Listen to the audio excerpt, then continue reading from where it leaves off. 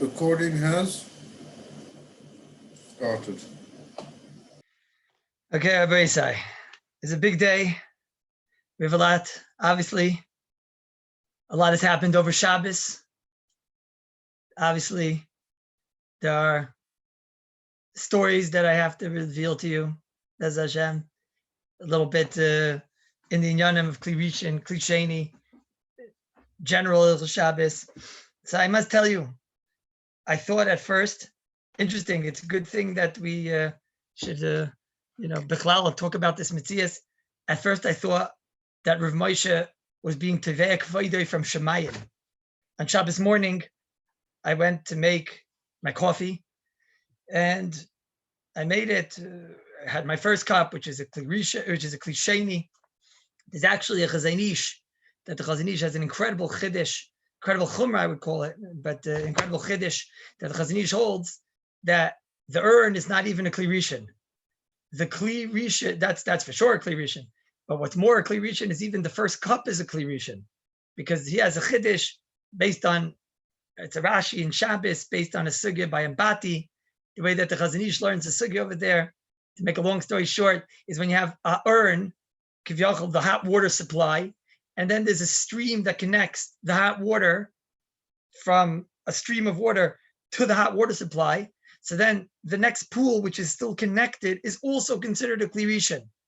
Kivyachol, as if to say that when you have the urn and the stream that comes out of the urn, so Kol Zman, the stream comes out of the urn, it's connected still to the fire of the urn, and therefore the cup itself is also a Kli Rishon, which means in the world of the Chazanish, the first cup is a Kli Rishon, which makes tremendous chumras. It is certainly not the Psak HaMekubal, and it's certainly neged the pashtus of Kemat all the Paiskim, if not all the Paiskim. So that's why in the Shirim Kemat I haven't even mentioned it. So I took my first cup, which we'll call the Kli Sheni, and the coffee, I was about to put it straight into the Kli Sheni, because we'll see soon, coffee pashtus, it was previously cooked. There might have even been a tzad to put the coffee into a Kli Rishon, which we'll talk about. But there's a tzad maybe that the coffee perhaps is baked and whatnot. So Mitzvah Shem, these things we're going to talk about. So I decided, no, I'll put my coffee in a Kli Shlishi. Why get involved in the Shaila anyways, which we're going to talk about all these things. And then I basically poured my hot water onto my coffee granules, which was my Iyar Kli Sheni, onto my coffee, onto my sugar, and making it in a Kli Shlishi of sorts. And then afterward, my son-in-law shows me that on the bottle, on the jar of the coffee, it says on it that it's Eina Mevushal. The coffee itself is Eina Mevushal. And at first I saw, this is a siman that Rav Moshe Zichrono Livracha is being Teveya, he's covered from Shemayim. I said that Rav Moshe was like the Prima Gadim, but against the Mishnah Berurah and against the Aruch HaShulchan. And Rav Moshe was not just talking about tea, Rav Moshe was talking about coffee. And Rav Moshe says even uncooked coffee, he says certainly you can make in a Kli Shlishi, because Rav Moshe says Arei Be'etzim coffee should be a tavlin, and if coffee should be a tavlin, so then even uncooked coffee, Rav Moshe held you'd be able to make it in a Kli Shlishi, in a Kli Sheni, excuse me. And Rav Moshe says, but you should be machmir at least and make it in a Kli Shlishi. That's Rav Moshe. Mishnah Berurah and the Aruch HaShulchan certainly do not go like that. And they say, no, it might be what's considered a super Kali Bishul, and you can't even make it in a Kli Shlishi. Roasted, we're going to talk about it in a moment, Rabbi Katzman. Akapanim, I saw it as a siman from Shemayim, that they were being Teveh, the covenant of Rav Moshe and Shemayim, and that I was Kivyachol Nichshel from Shemayim to make coffee in a Kli Shlishi. What happened is that the regular taster's choice had run out. So we had this other coffee over there called Intense. It's a little bit, aggressive sounding name. I'm sure some of you know the name of this coffee. And over there, it says on it, it's Eina Mevushal. So you see that in Shemayim, I can't believe they would let it tzaddik come lidei a michshel. If HaKadosh Baruch Hu, even the behemtim shel tzaddikim, they don't have chalila that they should come lidei michshel. So kal v'chomer, the tzaddikim themselves, right? And therefore, I would imagine that it's a raya from Shemayim that the Psak Halacha is like the Igros Moshe, and that you can make coffee in a Kli Shlishi. Because here I made uncooked coffee, meaning we'll see soon about the coffee that's roasted and tasters and choice and all these things. Derech Agav, the best part about waking up is waking up. nothing to do with coffee. When you have the tasters and the choices and all these Achen and all these Halachos coffees, we're going to talk about this. But here it was uncooked coffee. So you see in Shemayim, they paskin like Nigris Moshe. I must tell you, I had a similar Maisa like this last week. I gave a shiur on Wednesday for all those who heard. It was the shiur was labeled Cholent after coffee. Excuse me, coffee after cholent. Whoever, I see some of you saw the shiur. And if you noticed in the shiur, I was somewhat saying the minhagim of 6 hours and 3 hours and 1 hour. Into the 6th hour, you saw I wasn't so mispoil. I wasn't so excited about that minig of into the 6th hour. I wasn't so excited. It happens to be that in my family, it seems to be that there's a far back minig in the Alta Shtetl of Kallus that Ken Zayin Taka, they only waited into the 6th hour. The Alta Baba told my Zayda that's not really true, is because they were hungry. Well, fragnish. So I don't know. It's not so clear. Yeah, nisht. And I was somewhat mezalzel into the minig of into the 6th. I'm mezalzel chas v'shalom, but I wasn't so excited about it for whoever heard the shiur. On that night, I think for the first time in my entire life, my wife made some type of an orzo, some orzo creature or something. And she, in the middle, I thought she had said that it was, that you couldn't have it with fleishiks. I did not realize that she meant that she made it mamish with milchiks. And I had for lunch fleishiks, and I had the milchika orzo. Orzo, what is orzo? It's like an oiris with like zo, and it's like some interesting looking creature. You'll explain, Rabbi Siegel will explain to them after. It was basically milchiks, and I ate it 5.5 hours into the 6th. Probably the first time I think I ever remember doing this in my life. And I realized, I saw it as a simon from Shemayim. I gave the shiur Wednesday night, and that story took place Thursday afternoon. I saw it as a simon from Shemayim, that they're being teveya the covet of the minig of the 6th hour into the 6th hour, into 6th hour. However, I must tell you that both these stories were, I'm not misspoil. First of all, we sat down when it came to the Basar B'Chalav story, we did the math, and it turned out that it was about 6 hours and 1 second when I started eating the orzo. So you see in Shemayim, they're telling me Kallus 6 hours. And klape this maisa with the coffee. So on the coffee jar, it says, kalui ve'enoi mevushal. It says on the coffee that it was not cooked, but it was kalui, that it's roasted. Once it's the roasted shiloh, it just didn't. The reason I'm mentioning this story is because you do have to be aware that there are some coffees out there. This was not one of them, but there are some coffees out there that have 3% that is not cooked or roasted at all. I think it says on it, v'chule. This one, like Rabbi Slansky is saying, is 100% roasted. It seems to be it's kalui. As a matter of fact, just so that you guys know, these shiurs are actually taking place right now. I will get the coffee. Wait one moment.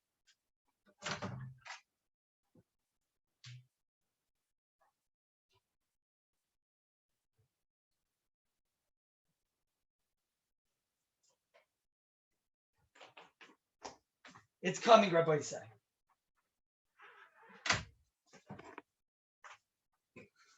This is platinum intense for all those that can't get a platinum credit card, but you can get the coffee, Rabbi say. I don't work for them, and this is not going to be, so it says over here like this: Cafe Muvash Bakfa B'Shiluv 10% espresso. What does that mean in English? I do not know. But it says in the back like this: Ha-espresso kalui ve'enoi mevushal. What's kalui? Danny, if I'm not mistaken, kalui means roasted. Is that not correct, Daniel? Right? Roasted. Thank you, Daniel. So that means that the espresso in here is roasted and it is not cooked. So now, getting involved in that shaila means we're getting involved in the shaila of yesh afia, yesh bishul achar afia, which that's already mefurish. That's mefurish in the Mishnah Berurah, that even if we're machmir on yesh bishul achar afia, we're machmir in that shaila and sifhei, that there is bishul after afia and there's afia after bishul, but the Mishnah Berurah mefurish says that in a kli shlishi we're mekel. Which you should know, you learned a very good lesson from what you heard this story. It's always kedai. We're going to learn this week in Mitzvah Shem today, tomorrow, all the different inyanim of kli shlishi. 90% of the time when you're going to do things in kli shlishis, you're going to be safe. And it's always kedai to get into that habit because, for example, in this case over here, you certainly would have to make it in a kli shlishi, and you wouldn't be allowed to, even according to the Mishnah Berurah, to make it in a kli sheni. Yes, always when you're making things in kli shlishis, you always know in the back of your mind that no matter what, you always have Rav Moshe. No matter what, you always have the Pri Megadim. No matter what, you're already taken care of according to many of the Chashav Achreinim, and also a lot of products anyways, you never know if it was bishled and maybe it was taka roasted like you're seeing over here in this intense coffee, very, very intense. Right? Salkopanim. You can even see the words. Right there. It says, I think you guys see it? There it is. Right. Akopanim. So, Tachlis, that story, Mir Hashem, we're going to talk about Rabbi Greenhouse's coffee in a moment. And Mir Hashem, but we're going to come back to this, Rabbi say, roasting and bishul, I have to think. That's number one. Number two is Rabbi say, I'm misupik about doing tshuva. Now, it's good always to do tshuva, and nobody should ever not do tshuva. But I mentioned a machlekes that I had in the shul. If you noticed, I was stalling. And I couldn't remember what was the argument of those that disagreed with me in the shul when I told them they could take the tea bag from the kli sheni. It had been made in a kli sheni, the tea bag. And then on Shabbos, if you remember the story, Shmuel, you remember the story that they'd run out of the essence. They went and they poured the essence, the tea sense out. And then what was left, Rabbi Birnbaum, was the bag, the tea bag. You remember we spoke about this? And I told them they could take the tea bag and put it into the kli sheni. And I told you it broke out a world war in the shul. Does everybody remember this? Did you notice that I was stalling somewhat? I told you maybe they're right. No, I don't know. Right? Did anybody over Shabbos have a reason to believe that they are correct? Speak now, Rabbi Say, or forever hold your peace. Anybody? No one. So I will tell you, Rabbi Say, now what seems to be what the nidin is. It l'chayre is mefurish, not like Kallus. It seems to be that mefurish, it's forbidden to take a tea bag that was made in a kli sheni, and now to go and use it again in a kli sheni. Now this sounds very strange. Why would I not be allowed to take a tea bag that was in a kli sheni and make it in a kli sheni? Well, what's wrong with that? I could hear that you can't make it in a kli rishon. Okay, but why if the tea bag was cooked in a kli sheni? Bishlama, what the Mishnah Berurah talked about. He talked about when you did the Iroy on the leaves, so you have to go all around the leaves to make sure you get every single leaf, because perhaps part of the leaf won't get that bishul. But over here, Rabbi said you're dunking it into the kli sheni. So why, once it's dunked into the kli sheni, can't I take it now and put it into a new kli sheni? It's a very good shiloh. So Rabbi said, but it's mefurish, not like Kallus. The Mishnah Berurah in Siman Shin Yud Ches and Siv Katan Lamed Aleph. Listen to the Mishnah Berurah. Mishnah Berurah says over here, he's talking about the rule that we know of Yesh Bishul Achar Bishul. Excuse me, Yesh Bishul Achar Bishul. So we know a davar shenis bashal kfar v'hu yavish. If you have something that was already nisbashal and now it's dry, so the halach is that we say ein bishul achar bishul.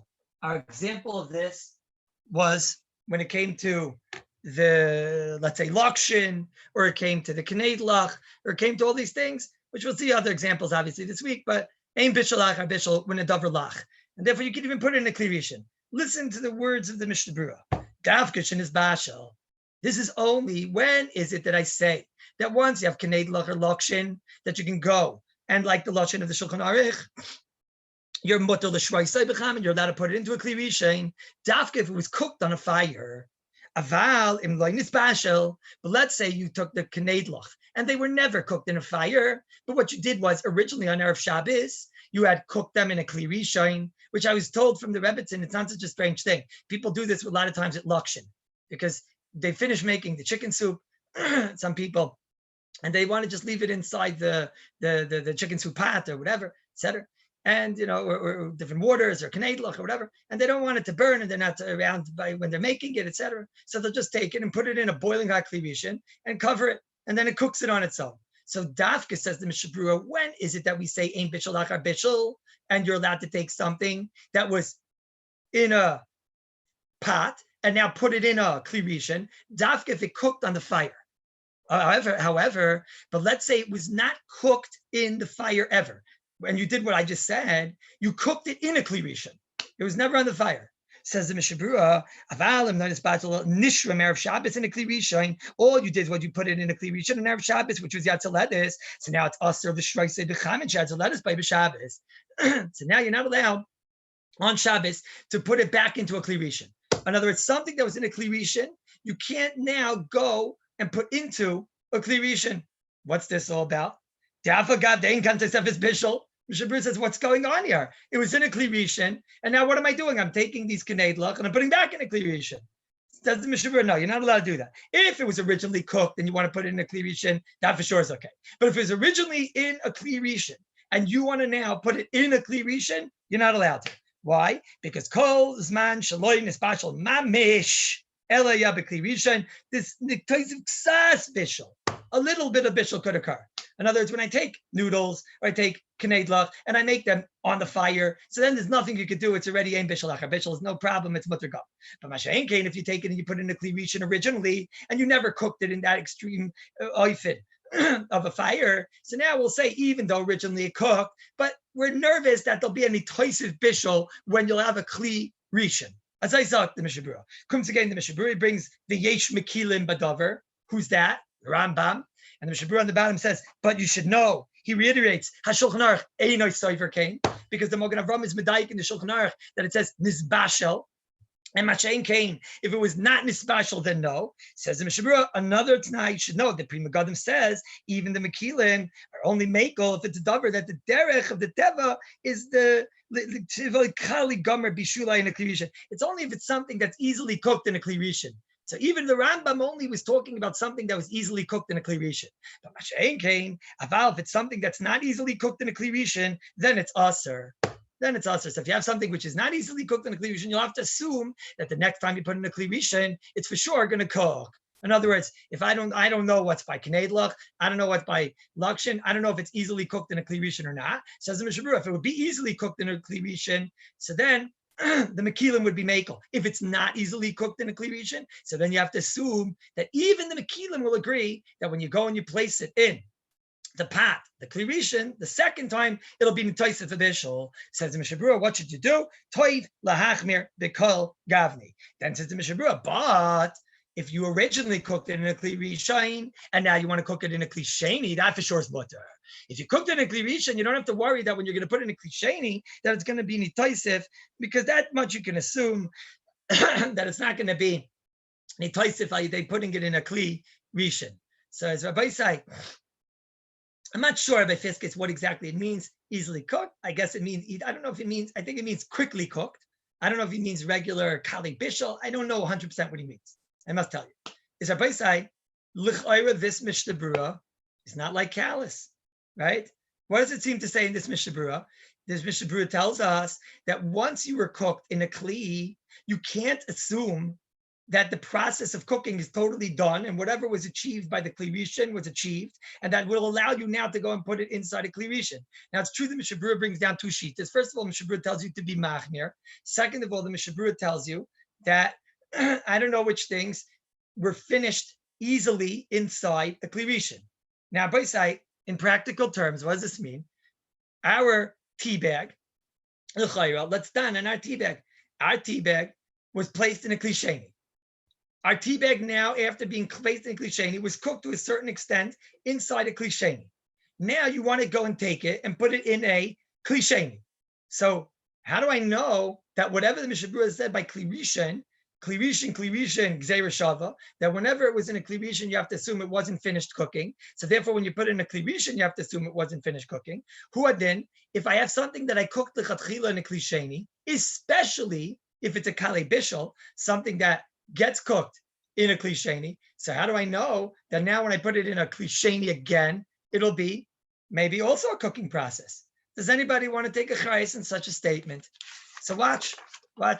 Is Rabbi say, the Mishnah Berurah and Sivkot and Lamed Tes seems to mamish be discussing this. The Mishnah Berurah and Lamed Tes talks about the leaves, and he talks about taking Iroi and pouring it on the leaves on Erev Shabbos. So he says, what should you do? You should take the water from the hot water and pour it on the leaves. Erev Shabbos, says the Mishnah Berurah, make sure you get to every single spot. And then afterwards, says the Mishnah Berurah, dry those leaves. And then on Shabbos, I'll let you pour hot water on those leaves. So it sounds like from the Mishnah Berurah, it is mutter.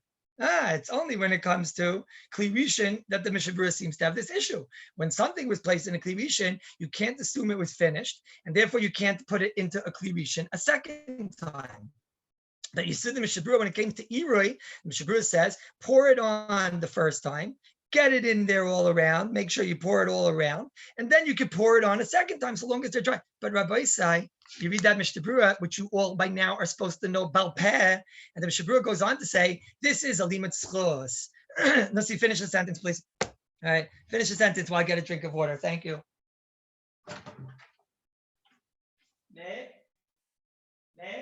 Nick, drinking water, quick. Okay, everybody say. No, Tachlis. Nussi, you told them already or no? Yeah, okay, so I'll just chazer up what Nussi said. Is Rabbi saying in the Mishnah Berurah? Oh, thank you, sweet pie. It's her birthday today, everybody say. It's her birthday.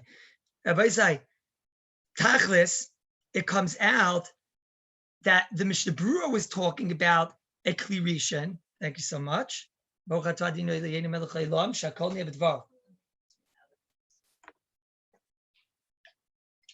Thank you. The Mishnah Berurah was talking about, no, mommy's bringing another one. Thank you. I'm a little bit weak today. Sorry, everybody say. The Mishnah Berurah, no, her birthday's Chaf Daled. Nice try. The Mishnah Berurah is talking about Kli Rishon, and when he comes to Iyar, look what the Mishnah Berurah says here. He says, I'm sure you all know this. Zog the Mishnah Berurah, Hinei oifen ze shebiarnu. Thank you so much. Hinei oifen ze shebiarnu. Avshe ein dim chayz biyad anayagim by. Don't be moichan somebody that does this. Mikol malkum kazav achrayim. But the eitzim of cheres is don't do what we just said. Now the Mishnah Berurah doesn't tell us what's his problem. In the Sefer Shartzian, he tells us his problem. Zog the Sefer Shartzian in Sivkot and Samach Gimel. Now that's true. I told you all have to know this Mishnah Berurah Baal Peh, and I forgot to mention that you must know also the Shartzian Baal Peh. That's my fault. By tonight, you all must know the Shartzian Baal Peh. But Danziger, why would you smile? You're going to be the first person I call. Watch it, right? But Al Kapanim, the Shartzian over here says my problem. He says, you know what the problem is? He says, first of all, don't you realize that we saw already in Sivkot and Lamed Aleph that if you cook something in a Kli Rishon, so now when you go and put it again in a Kli Rishon, it might be called cooking, because we have to worry that maybe it's true that the original time it got cooked, but who knows? Maybe there's a little bit more of it that got cooked, possibly. Says the Mishnah Berurah, that taina is a taina also by Iyar. So even when I poured water on every single part of these leaves, but now when I dry those leaves and I pour water again, who knows? Maybe since it wasn't nisbashal on the fire, maybe doing a Kli Rishon a second time is considered tantamount to doing a bishul process, and the Mishnah Berurah is chayshish for that. And then the Mishnah Berurah goes on, and he says, the Dilma, Pam Rishon loy nigmar bishulai.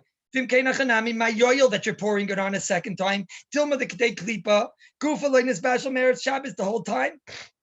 And maybe now you're being mitoisiv bishul. So now the Mishnah Berurah goes on and he says, a limitz chos. So he explains why he wasn't moicha. Says the Mishnah Berurah, it's a sveka. Says the Mishnah Berurah, first of all, the Rambam shita is not like this, like we saw. The Rambam holds that if you put something in a Kli Rishon, it's dunsky, and then you're allowed to put it again in a Kli Rishon. So says the Mishnah Berurah, according to the Rambam, there's nothing to discuss. Once I poured on it the boiling hot water and I got it to every single part, and now it's dry. So now when I pour boiling hot water on it again, it's not called bishul because the bishul process was done. Number two is, even if the Rambam is wrong, but maybe at least it got cooked to Michael ben Drusai. Rabbi Fiskus, this probably answers your question. At least when the original hot water, the original item, let's say the lakshin, let's say in this case the tea, when you poured the boiling hot water, you put it in the Kli Rishon. So then at least what's going to happen to it is it'll get it to Michael ben Drusai. And now we have the shitas that hold that Michael ben Drusai is called bishul. So he makes this fake sveka. Something number one is maybe it got the Michael ben Drusai and that's called already cooked. Something number two is that maybe once it was in a Kli Rishon, that's already cooked legamre, and you can't go and put it into a Kli Rishon and have the problem. Mishnah Berurah says, but this isn't so clear. It's not so pashit. So Mishnah Berurah says, therefore, lechatchila, don't do this. And then he goes on to give his eitzah.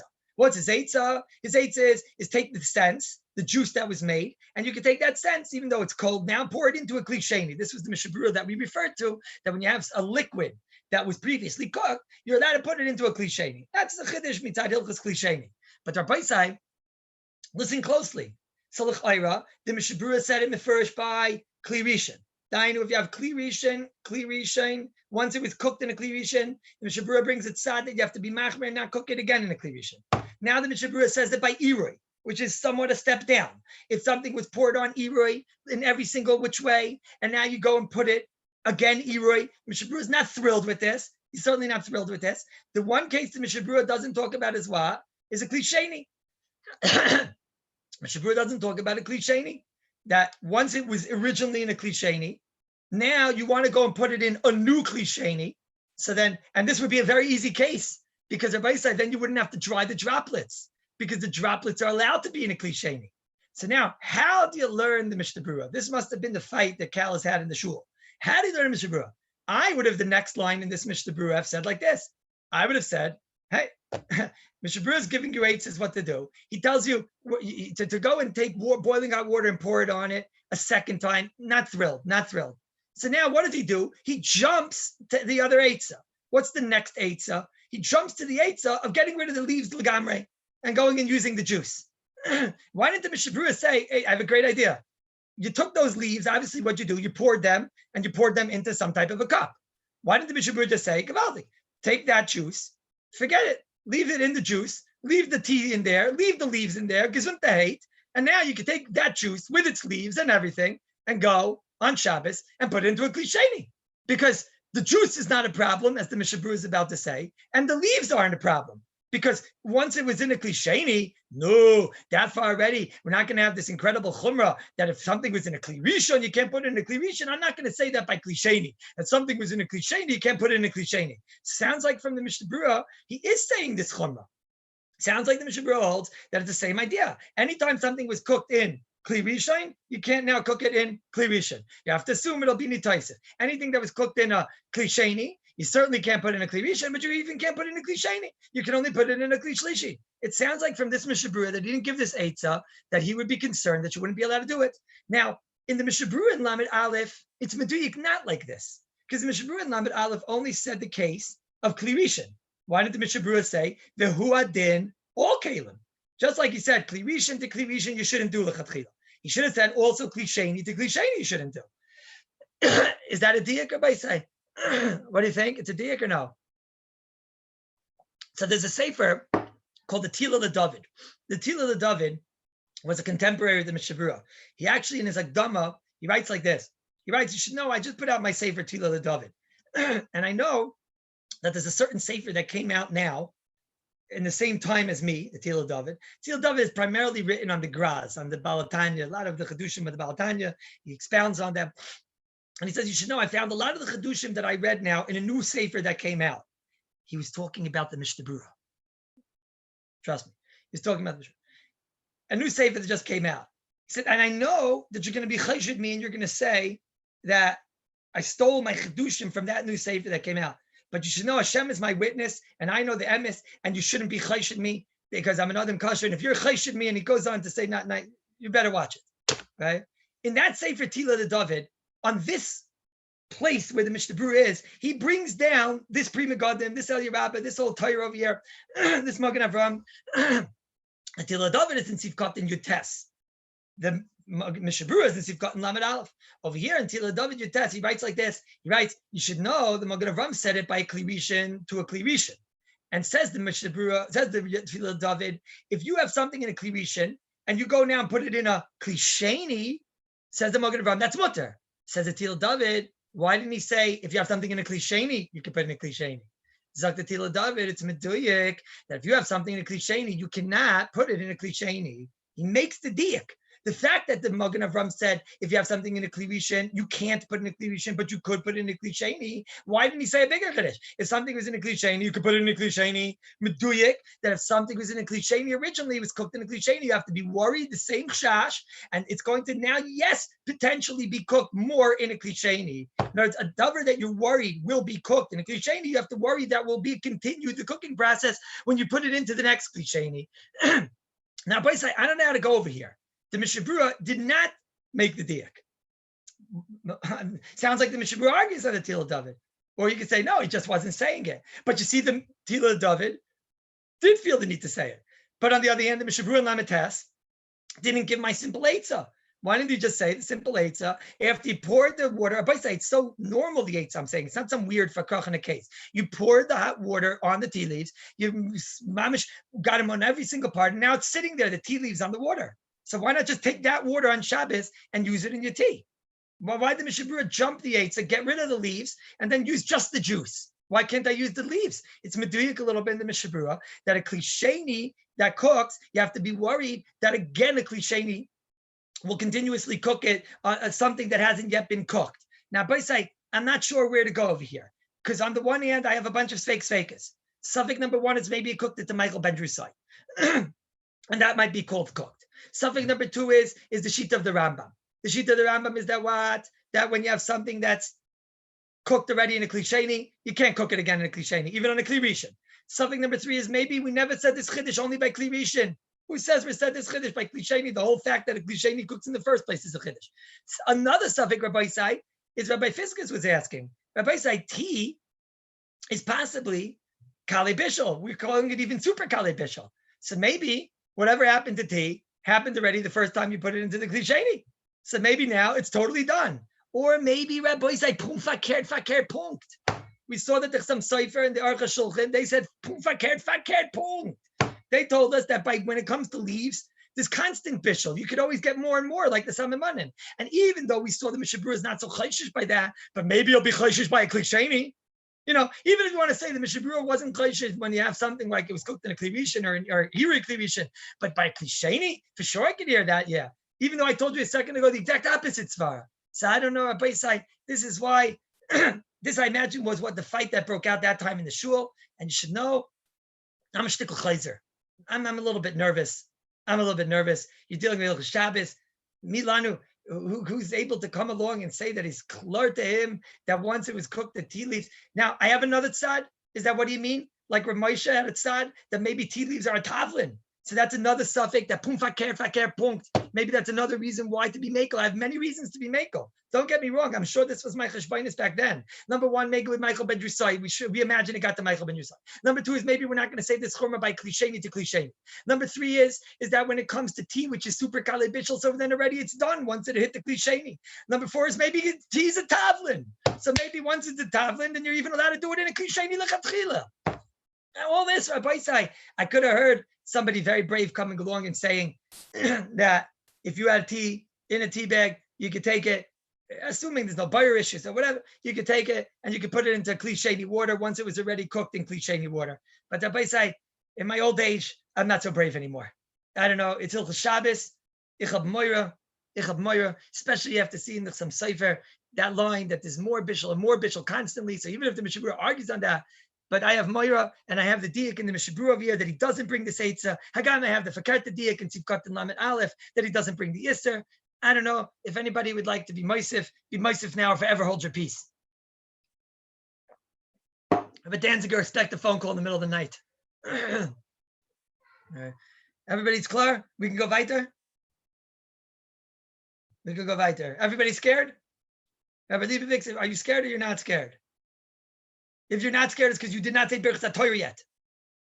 You should be scared. Are you scared? Is Lakewood scared? Are they shaking over there? I don't think you could be makel, like I said. I don't think so. Scared. I think you should be scared. Let's go weiter, Rabbi Sai.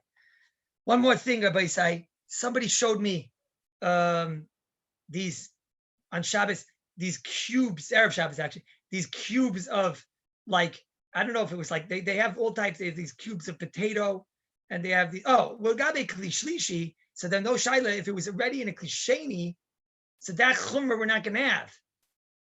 I shouldn't say no shaila, everything's a shaila, but yeah, that's a very good shaila, Rabbi Sitko. I wish you wouldn't have asked it. Is there a way we can get rid of Rabbi Sitko and throw him off of the Zoom? He asked a good shaila. That's a very good shaila. What can we do? Gotta get rid of him. That's a good shaila. That's such a good shaila. Because that's a good shaila. That's a good shaila.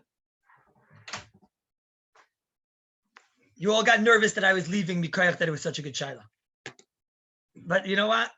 I'm not going anywhere. That's a very good shaila. I like shaila. Anybody here? The lumdis is a very valdik lumdis. We have many studies to say we saw that a kli rishon, once it was cooked in a kli rishon, you're allowed to put it now in a klisheni. But maybe tea specifically is something that we have to worry about that svara. Could be that far. You're not going to. Rabbi Sitko, that far you're going to be machmir against Rav Moshe. What's going on with you? That far? What's he doing? That far to be machmir against Rav Moshe? You say no. Maybe the Maisa. If you go to Mishabur and the Aruch HaShulchan, Cheshulchan's going that it always has Bishul Le'olam, even in a Kli Shlishi. That's a very good shaila. There's no raya, Rabbi Lieberman, that the Mishnah Berurah is not chayshit for that. I don't know. That's a good shaila. Maybe I have to talk to Danny if we can get rid of Sitko. It was too good a shaila. I'm not sure. Okay, let me think about it. But Rabbi said somebody showed me these these like cubes of I think those ones were soup, but they make them, they're like dehydrated potatoes. You know, potatoes that were walking around the desert for so long and they got dehydrated. And they also have these cubes of soup that got dehydrated. Everybody knows what I'm talking about or no? He seemed to say they're very famous things, these fancy cubes. You guys know what I'm talking about? Manachama. Manachama. Where is he, Lakewood? Where did Greenhouse go? He's hiding over there. Manachama. You're a manachama. Where they have these little cubes. Everyone knows what I'm talking about or not? By Elbaz, you know what I'm talking about or not? Yeah? They have like these little cubes. Yeah, MSG, Madison Square Garden in a box, video. They have these like little cubes that have all types of like very, very healthy zachin and whatever. Right? Now, he asked me, are you allowed to make these on Shabbos? Now, Mitzvah Shem, we're going to come back. This is Shabbos of Noilad Iyar and whatnot. Right? So he had an interesting shaila. His shaila is that he told me that right now you can't eat it. And I think if I'm not mistaken, Victor, who right now is incognito, right, probably also not dressed, right now, he also talked to me about this shaila at Erev Shabbos on Thursday, about these like noodlech, these mandolin and zachin, not mandolin, these like noodles and zachin, that they basically dehydrate them to such an extent that you really can't even eat them right now. I was told that some people put them for a crunch inside the salad. I don't know if this is one of Victor's interesting, hanhagas or something. I don't want to get involved, but I'll go upon him. Apparently they're not really so edible. Is that true that they're not so edible? Especially the thing he showed me was like a cube, which was like one big cube of powder. Right? It was like some whole powdered cube and whatever. I got to my I'll go upon him. This cube, Rabbi Isai, he was basically asking me about, is it considered on Shabbos? Am I allowed to go and put boiling hot water on it? Now, I'm not getting involved. It could be we're going to make you do it in a Kli Shlishi or whatever. That wasn't his shaila. His question is, in essence, is that do we say that now it's no longer cooked anymore? Because now that they dried it out to such an extent that it's inedible, so then now this thing is like totally in his battle from the Shem Mevushal. Everyone understand what I'm asking? He wants to know that maybe now it turned it into a shtick holz, like a piece of wood. You basically, you day the dehydration process, maybe it's no longer food. Interesting thought, right? So I tell you what I did. I took boiling hot water from a Kli Sheni and I put the cube in. Oh, not on Shabbos, on Friday. I put the cube in and I made it. Right? And you know what? It worked. After how many minutes? 2 minutes. I do not believe that something that after 2 minutes gets totally back to its shape and everything is called as a bittul of the bishul. Now, how to go about making it, we're going to talk about, because it gets involved in, is this thing considered a yavesh? And it's and therefore, there would have been a tzad even to make this in a Kli Rishon, Rabbi Isai, because maybe you'll say ein bishul achar bishul b'davar yavesh, because now that it was dried out so much.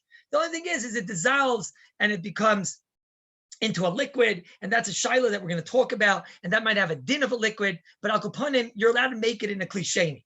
But my point is I wanted to just show the oilim an interesting idea. Anything that within 2 minutes, if I pour boiling hot water on it, gets right back to itself. Okay, Rabbi Rosenberg is telling me they eat them in the salad raw anyways, but let's say not like that. Let's say like in a normal country like Madagascar or something like that, where Levi is or whatever, that they don't eat them. They only eat them after putting them in hot water. Let's just say. But Al Kapanim, that in Mitzvah Shem, we're going to see that's not now instant. I'm talking about these cubes and whatnot. That Maisa, it goes right back into becoming food. It was dehydrated. I think they also have like dehydrated potatoes like this and zachin. We're going to talk about these things. What I wanted right now, everybody said, was a svara. Mitzvah Shem, practical applications we're going to get to. Now, everybody said, let me get in a bissel to start the sugya, right? In support of the original psak in the Shulchan Aruch, I lost it. Somebody was supporting the original psak. Everybody say, with that, let's start now, Bez Hashem. Let's start this week. Nobody should get nervous. We're going to get back to dehydrated potatoes, all these things. I just want the oilam to know the concept that if you have something like these noodles that you just pour boiling hot water then, and 2 minutes later it's already food, then the dehydration process didn't make it ice food. And that avada, it's still considered the bishul process is here, and all you have to do is shoyer it and soak it, and it comes right back, the bishul process. And therefore, we're not going to allow it in a kli rishon only because it dissolves into a liquid. But it's Hashem. We're going to talk about this. But a lot of the things, this week is the week where we get back to a lot of the concepts, a lot of the cases in Mitzvah Shem. Now, by the way, at the end of last week, we spoke about Bishul Achar Tzli. Let's make a little bit now. Excuse me. Let's make it now, by say, Bez Hashem. Let's get right back to Bishul Achar Tzli and Klisheni. Let's start now the sugya for the week.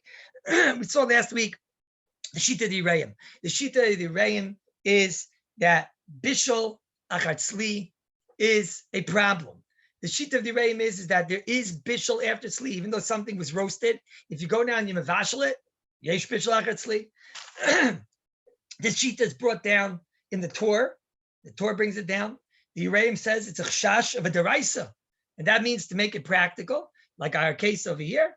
If you have this coffee and parts were not cooked, it was roasted, which seems to be a very common thing, and you want to go and pour from a kli rishon on it, then we don't say ein bishul achar bishul, and to pour from a kli rishon on it, that's an issa d'oraisa.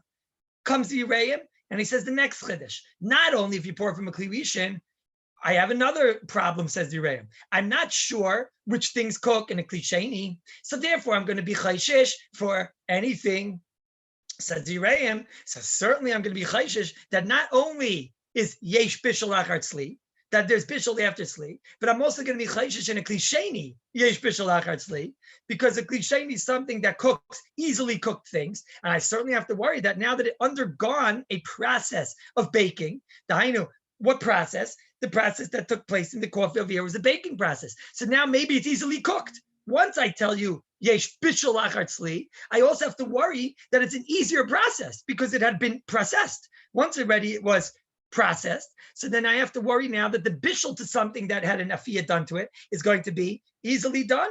And therefore, says the Yereim, I can't even put this in a klisheni. I can't put bread or croutons, at least the baked ones, into a klisheni. We spoke the other day. Maybe for this shaila, you can consider a ladle to be already a kli shlishi. Certainly, you could consider a ladle, even though we saw the Mishnah Berurah wasn't thrilled about this. But that's at least a shaila upon him. Certainly a real kli shlishi you could put in a baked product. That's mefurish in the Mishnah Berurah. Adkan. Now, by say, first of all, you should know the Rabbi argues on this chiddush, and that's the shita which is being brought down here. Bain and the Ramah, the Mishnah Berurah, the Gaon, they all talk about a second shita here that says that ein bishul achar tzli, ein tzli achar bishul. There's no such thing. Once it was processed through a heat process, we mustn't forget what was the pashtus before the rain. Once it was processed through a heat process and it became edible through a heating process, so then now we say, ein bishul achar tzli. In other words, according to the Rabbi, you're allowed to take this coffee on Shabbos and not make it in a kli sheni. You're allowed to make it in a kli rishon. You're even allowed to make it. Okay, there might be a different shaila when you have something that turns into a liquid. So then maybe that is called a davar lach, shenitztanin. Okay, but now we have to talk about kapanim. If you want to take bread and put it even into a kli rishon, the shita of the Rav is it's mutter. And he brings a raya. He brings a raya from Hilchos Psachim. It says over there that by matzah, the only time the Gemara is a suffix, it's really a Gemara in Ketzad Mevarchin. The only time the Gemara is a suffix is when you take matzah and you cook matzah. So the Gemara says it's no longer called matzah. You know why? Because it doesn't have a tam matzah. It's Meduyak, says the Rav Yah, that it's only when you require a tam matzah. Why didn't they just say, you know why? Because it's mavushal. Mavushal is already no longer called baked. And the Allah's base of matzah is that matzah has to be baked. So the Rav Yah says, I'll tell you why. Because once already it was cooked, that's it, game over. Once it was baked, you can't do another process to it. Oh, but by matzah, there's a special chiddush. They need tam matzah v'leika. The special chiddush. That has nothing to do with the Halachos of Bishul. Once it was baked, you can't cook it. That's the shita Rav Yah. La'alacha, the Mishnah Berurah, and that's really the psak of the Ramah. Ramah says, we are noyeg to be machmir. I say we, the Ashkenazim, because you should know by the Sfardim, it's lo pashut. The Sfardim bring down Shulchan Aruch brings a yesh oimrim, yesh b'shoimer, and a yesh matirim. We have a cloud by the Svardim that when you have a yesh and a yesh, we go with the second yesh. And therefore, this is what prompted the Ravaja to in Chelik Ches and other places to be a bit more liberal when it came to this shaila. Not taking sides. I guess you have to ask your local Orthodox Chacham. Even he says, Hamachmer Tavala Bracha. So if you want a bracha from Rav Ovadia, Victor, and Rabbi Elbaz, and Rabbi Moyle, so then if you want a bracha from Ovadia, you are going to have to be machmer. But the Ashkenazim, it's not just the bracha. That's our minig. Our minig is that we don't put, we're machmer on number one on Ein Yesh Bishul Achatzli. We're machmer, there is bishul after it was roasted, after it was baked. And we're machmer even in a kli sheni. But in a kli shlishi, it's mutter. That's adkan what we spoke about last week. Derech Agav, the Mishabur Sivkot Memvav says certainly b'di'evid we're makel. Let's say somebody took some breadcrumbs, I don't know, and threw it into kli rishon, the soup, into the soup pot, mamish. So then already b'di'evid was certainly makel, even in a kli rishon. And we say ein afiyah, ein bishul achar afiyah. I'll tell you an interesting shaila. Rabbi say I keep talking about bishul after afiyah. What about the other way around? Afiyah after bishul. Is there afiyah after bishul? Is there baking? In other words, non-liquid cooking after something that was cooked with liquid. So you look at what's the difference. So, and the truth is, you should know, the Uraim, where the makor of this, he says there's no difference. Yesh bishul achar afiyah, yesh afiyah achar bishul. The Ramah seems to learn there's no difference. And the Mishabura in Miksiv Mem Aleph says there's no difference. Bishul achar afiyah is aser, afiyah achar bishul is aser. But you should know that there's a minchas koyin. I mentioned him once already in the Sugas in Bishul. And Taka, there's a Shulti Giborim on Daf Samach Aleph from a base in Masechta Shabbos. It's not in Samach Aleph, it's Samach Aleph from a base in the Dape Arif. And the minchas koyin, he says that the only time we're machmir is by bishul achar afiyah. A bishul process to an afiyah is making it a whole different process, a whole different taste. Masha'ein kain, when something was bishul and you're just baking it, all you're doing is drying it out.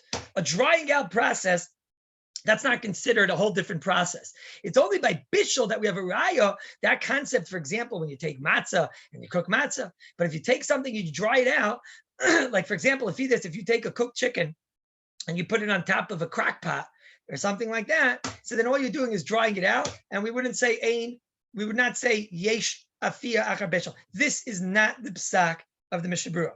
Mishabura argues on this. Now, Rabbi Blinder is asking bread into toast. That's afiyah achar afiyah, and that's mutter gomer. Even though I see some svarim that they're not so sure about this, I don't know. That's ein afiyah achar afiyah. I don't know. I don't know. Why would that be us? I don't know. Why is frying the same as bishul? When I talk about frying, Rabbi Silberman, I mean deep frying.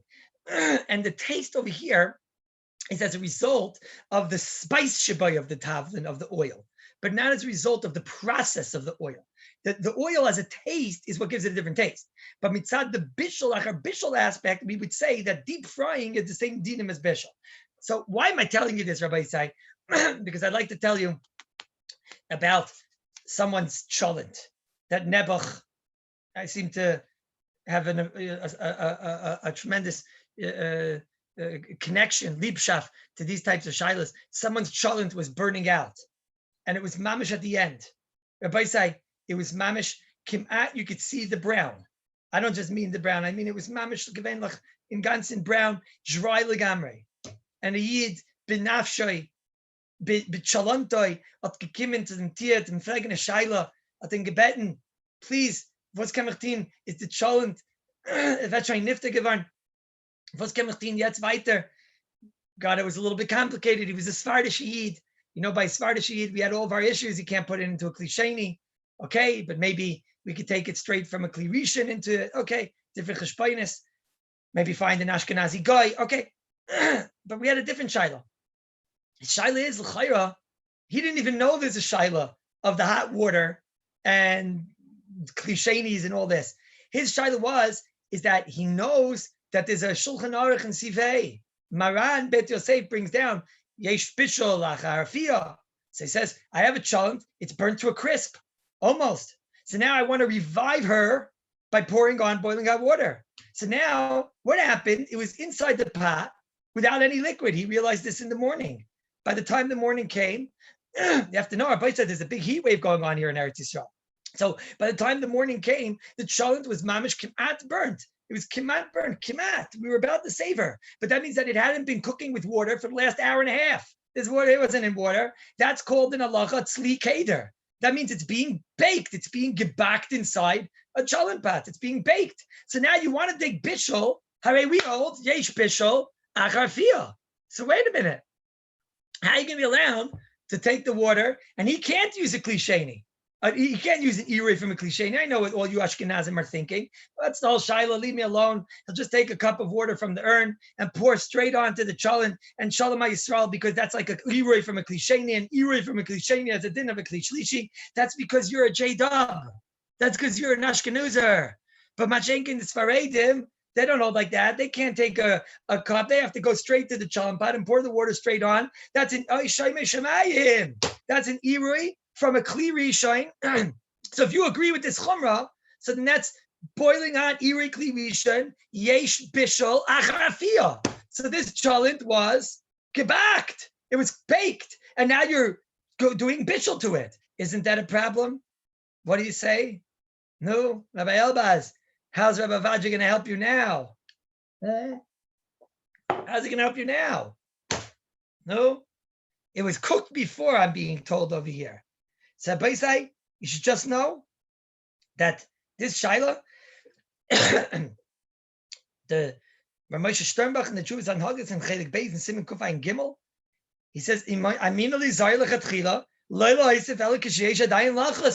says there's got to be some liquid and not established the gamre. Why? Because he brings a beer lach over here in Dibra Maskal Yesh Misha Oimer that has a shaila. Listen to the shaila by side. This is Yesh Bishul Achar Afia Achar Bishul. Your cholent, what's the dinner by side? If you start out Bishul and then it was baked, now is there Bishul again? We know Yesh Bishul Achar Afia. We said we're machmer on Yesh Afia even after Bishul. What about something that was Bishul, then Afia, now Bishul again? Is there Bishul Achar Afia Achar Bishul? So the Bir Halach over here brings a prima gadim in Eichel from Sivkot and Yitzayin. I'll read you his lashon. Ubishloi ve'achakach tzaloi chayiv in Pesach. If you roast it after, you pay avagav de mevatalei love the gamre by safu mechayiv umbetchavai umuter lishreis afila b'kli rishon. Listen to these words. He wants to say the prima gadim is taka mekel. The prima gadim says ein bishul achar afia achar bishul. That's already too much. There was a bishul process done to it. There was an afia process done to it. We're not going to say when you've been vashal it again, you're bringing it there. No. And this is the psak of the Eglei Tal in Sif Tes. He says, Iyar elit, slich and his bashal, v'chazer b'tzaloi, v'kein mevushal shenitzla, v'chazer b'ishla, ein lahachmir. And you should know the Eglei Tal wasn't afraid of a chumrah. Ein is wonderful sefer. Right? But the Bir Halacha says, ein ze muchach. Ein din prima gadim muchach. The nei, the bishlai v'achakach tzaloi ber Shabbos. He says, no. Maybe this is, I don't know. Shabur says this isn't muchach. As a beside, so now when you come to the cholent, you hear this meiser, this is the chumrah of the week, and it's not even Monday. Beside, the cholent was originally cooked, then it dried out. Now that's called baked. Now you're going to go and pour boiling hot water in it. So that's yesh bishul, achar fi achar bishul. This is mamish a neurotic chumrah. Now I must tell you. I once asked this shaila to Rav Elyashiv Rabbi Yisai, and Rav Elyashiv said you could be mekel. Now, what I remember asking Rav Elyashiv was this specific case. I must tell you, I remember him saying, it's interesting. I see brought down from Rav Elyashiv, a lot of svarim bring Rav Elyashiv, copy the shaila of the Bir Halacha. I don't know, they bring different things. I'll tell you what I heard from Rav Elyashiv. He said, first of all, the Bir Halacha does not say it's usher. All the Bir Halacha says is ein ze muchach. All the Bir Halacha says is that the prima gadim is not muchach. He doesn't say he's arguing on the prima gadim. Again, the prima gadim said it's mutter. Once it was bishul and then afia. Now a new bishul, we don't say yesh bishul achar afia achar bishul.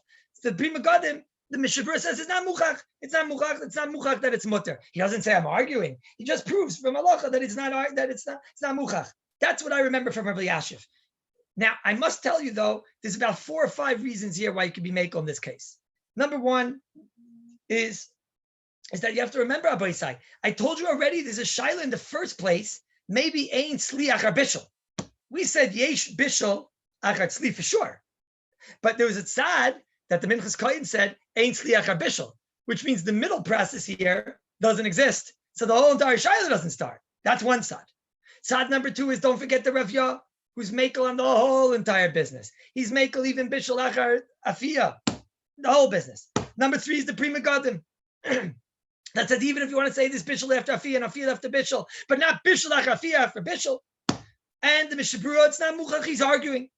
That's number 3, 4, we'll call it. Third of all, like Rabbi Spira is telling you, there's goyin v'shleim mezalmin in Shmir Shabbos Aleph in a Aura Memches in the 48th Aura. They asked this shaila to Rabbeinu Agadol of Shleim Mezalmin, and he was not mispoiled. He said, the bishul is a hemshich of the bishul hakoidim. Even if in general you want to be machmer on the shaila of bishul, achar fia, achar bishul, but not when the entire process, like we're doing in a cholent, is not coming with a whole new taste and a whole new mitzias and a whole new chefza. It's all one big bishul process. No one's going to look at this bishul as a whole new uftu in the cholent, even though we said the cholent was burning, but it's one continuous bishul process.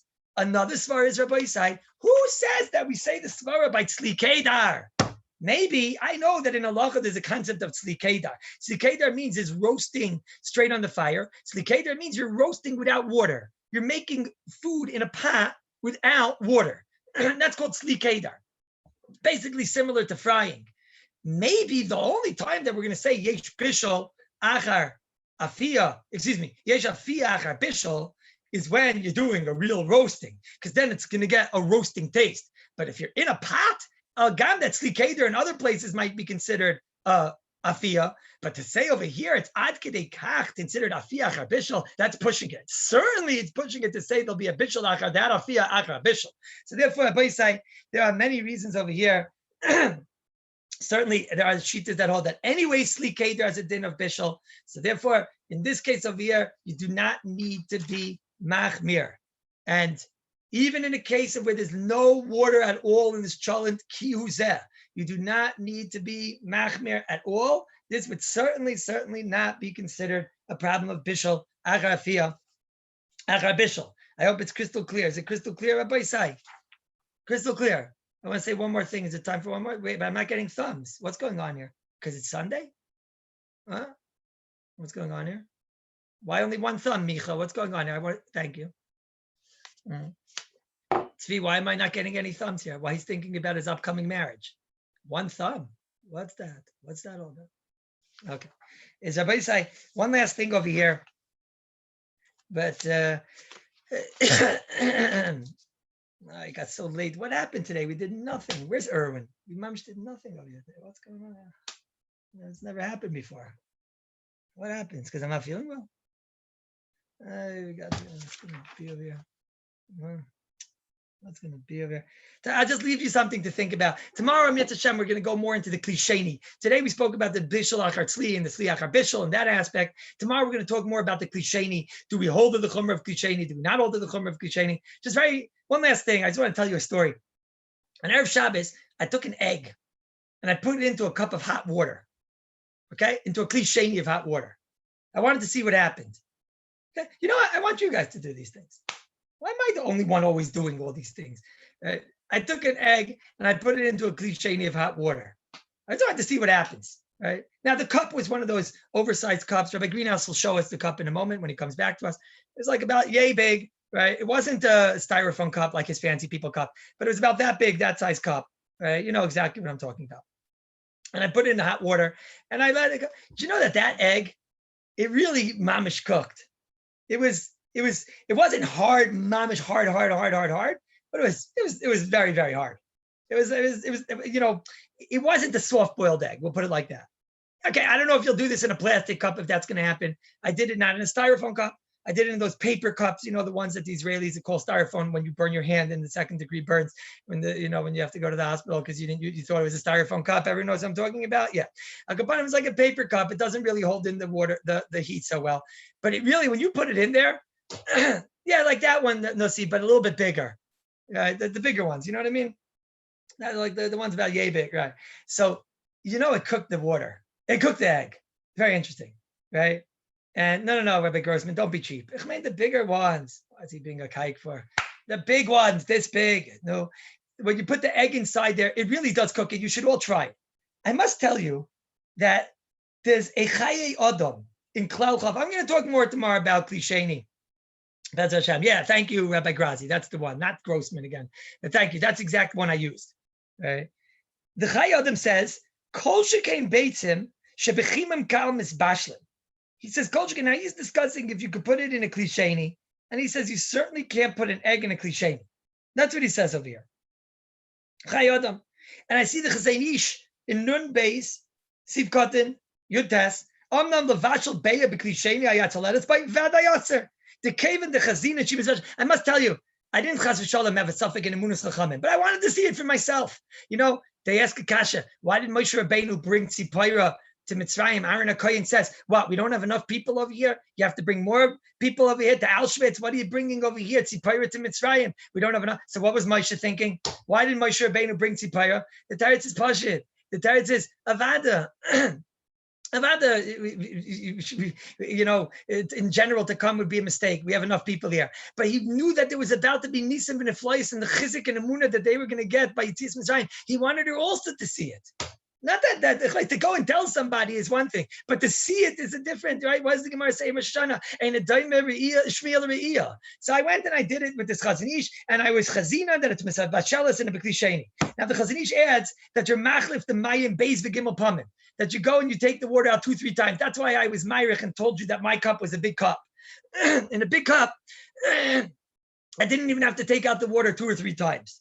Akapanim. The Chazanish says it's mamish like a klirishin, and he says, and therefore it's usher in a klisheni. To cook an egg is usher in a klisheni.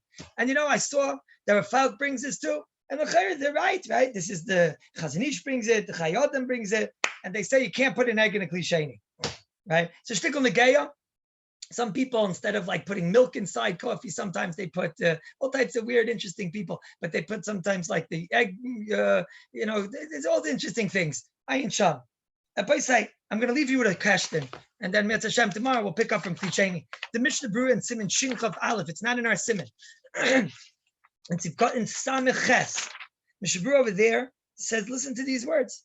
He's talking over here about putting certain types of spicy things like borscht inside a Klisheni, and he says, don't put the borscht in a Klisheni. Okay. If it's mechumit harbe, he said if it's very, very spicy, you can't put it in a klisheni because it's going to be nisbashal. But the Mishnah Berurah, in the same Mishnah Berurah, he says the nira is a whole problem. You're not allowed to take eggs, he says, and whip up the eggs. Why can't you whip up eggs? Because when you whip up eggs, it looks like Mars Ayin. It looks like you're coming to cook. He says, but let's say they were whipped eggs on Erev Shabbos. Efsher yesh la'akal litnem l'toich borscht in a klisheni. You could put the eggs, Rabbi said, listen good, it's very important to get these cooking tips. You could take whipped eggs and put them into boiling hot klisheni borscht on Shabbos. Unless, says the Mishnah Berurah, that the borscht is mechumetz, because then you have to worry about bishul. But the Mishnah Berurah seems to say you could take an egg and put it in a klisheni. What's going on here? An egg, you could put an egg in a klisheni. What happened to egg being a kali bishul? Not even a kli shlishi. Rabbi say, I have achreinim that they say you can't even put an egg in a kli shlishi. Rafalk wants to say you can't put egg in a kli shlishi. Rabbi say, I have a Mishnah Berurah over here that says you could put even an egg in a kli sheni. Unless it's mechumetz, unless the borscht is all spicy and whatever, so then it cooks faster when you have a klisheni that's all, I guess, together with the spices. I don't know why. But if you have regular borscht in a klisheni, our place is very negeya. This Shabbos, could you take an egg and put it in your non-spicy borscht? It sounds like it's mutter. And the fact that it's whipped, Rabbi Khan, why should that make a difference? Why in the world would that make a difference? And Rafalk says you can't put an egg even in a klishlishi. Sarchi and Mitzvah Hashem tomorrow, by say we'll get to the bottom of something. I don't know if we'll get to the bottom of this. We'll get there, Bez Hashem. Unfortunately, today I can't wave and love you all because I have to give another shir now. Not unfortunately, I'm giving another shir. Unfortunately, I can't go and wave at you all. But I would love to wave at you, so we'll all just wave quickly. And I love you all. Unmute my holy brothers, Danny. Unmute my holy brothers. I miss you all. I love you all. I bet everybody happy birthday to Manny. Happy birthday to Manny. Happy birthday. I love you all. Shkoyach, Totally don't forget the Rabbi. daven, Thank you, DJ.